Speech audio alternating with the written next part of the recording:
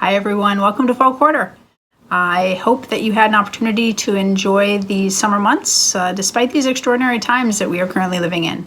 I am Darcy Jansen. I am the Director of Digital Learning here at UW Tacoma.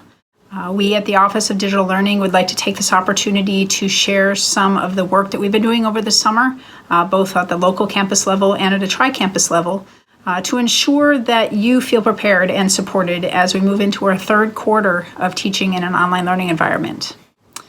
First, I'd like to take an opportunity to introduce you to my newest team member in the Office of Digital Learning. Many of you have already worked with Chris Lott. He stepped in to help us out during the initial move to remote teaching during COVID in spring quarter. I am grateful and excited that he is our new digital learning designer. He brings a wealth of knowledge and experience to our office, and we both look forward to supporting you during this academic year. So I'm going to hand it over to Chris. He will give you an overview of the roadmap of essentials for online teaching that we have put together for you. I also encourage you to explore our new webpage and subscribe to our new digital learning blog, which will be your weekly news source for teaching strategies, faculty interviews, and the latest in e-learning research. As always, we're here if you need us. Have a great fall quarter. Thank you, Darcy. Before getting into the details of this roadmap, 2 points of overall philosophy. First, much of the ongoing effort to provide faculty and student support is predicated on the reality that we are no longer scrambling to provide emergency remote instruction, and instructors should approach their courses as fully teaching online, with all the benefits and demands that go along with that mode. Second, while the transition to robust teaching online is practically demanded by our students, who naturally expect more each successive term, most of these same students didn't sign up for this kind of learning experience, which can lead them to feeling disaffected. This results in the need for an instructional balance that is hard to find. Fortunately, online education has a long history that yields both a proven set of effective practices and a suite of resources supporting them. Additionally, most of these points represent common issues with, or gaps in, a variety of courses we worked on at UW Tacoma. And just to reiterate, this roadmap isn't a product of the Office of Digital Learning alone, but a fusion of efforts across all 3 UW campuses. Preamble over, let's get started. First, use Canvas, and choose other technology wisely. You might have experience with other systems, but Canvas is the official learning management system for UW, providing a consistent, integrated suite of tools for teachers and learners. In addition to making course contents readily available, all items in your Canvas course with due dates and other events you choose to keep students apprised of will automatically appear in their unified calendar for all of their courses. To help with consistency and ensuring required course elements are in place, the Office of Digital Learning has created a template you can use as a quick start when building a new course or as a reference if you are working on an existing one. While Canvas is itself practically required, you will want to be intentional both in choosing which of its features to use and any other technologies you might add. In short, beware of technology overload. Every additional technology you adopt adds to the cognitive load for students, consuming valuable time and attention that could otherwise be focused on learning. This doesn't mean you should avoid all other tools and applications. If you use a textbook, the publisher may provide useful materials, and many of you will be using Zoom or Panopto to provide lectures and presentations, not to mention a panoply of other potentially fitting technologies.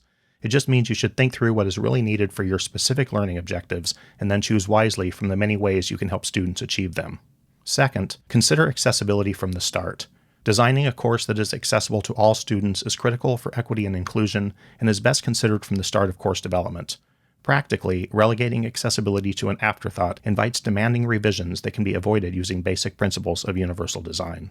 Accessibility is more than making materials suitable to students with physical or cognitive impairment. It also means creating an inclusive course for those who may find access challenging due to environmental, scheduling, or technological factors. So, limit synchronous requirements. Synchronous class sessions, especially when they are used for discussions, group activities, and other active learning opportunities, are indisputably valuable. But such sessions come at the cost of flexibility for students.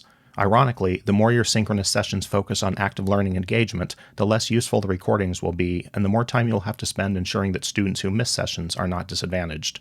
Accordingly, consider recording lectures and presentations ahead of time, using active learning strategies, whether synchronously or asynchronously, to reinforce and build on them.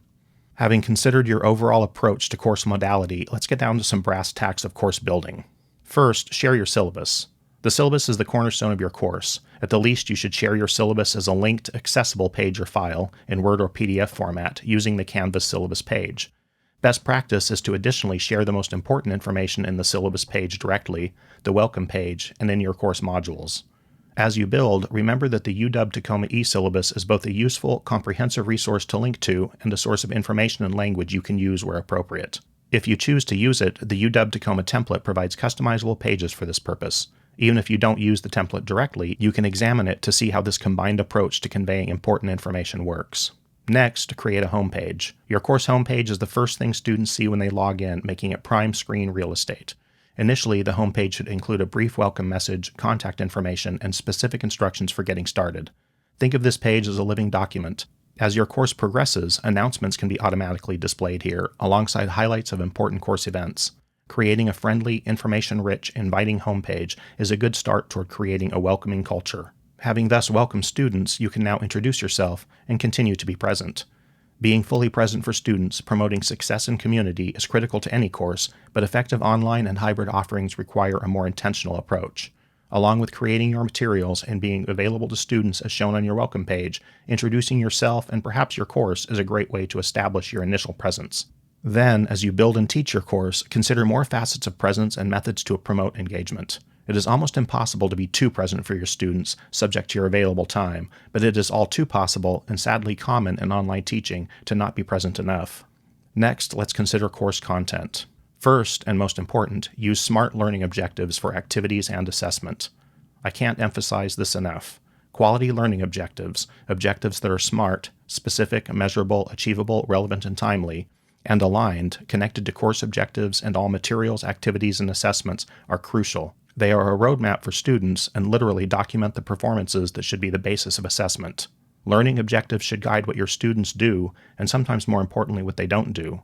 It is insufficient on multiple fronts to assume learners benefit fully from objectives if they remain only intuitive or are unmeasurable, or if you rely on publisher-provided objectives that may not be pedagogically sound or appropriate to your teaching. Having determined your course and unit learning objectives, you are ready to work on the main content, and for that, you should use modules. The Canvas Modules section should be the home for the bulk of your course content. Modules themselves are used to organize course content by weeks, units, or whatever structure you prefer, and are the best place to share unit-level objectives. Regardless of your choice of organization, the more comprehensive your modules page is, the more effective it will be. Ideally, a student should be able to access all of your course materials, activities, and assessments, essentially participate in the entire course from the modules section. It's a bit of a head-scratcher that so many courses don't use modules. Using organized modules is vastly preferable to dumping content en masse into that section or in the homepage. Plus, this frees up the homepage to be that living document mentioned earlier.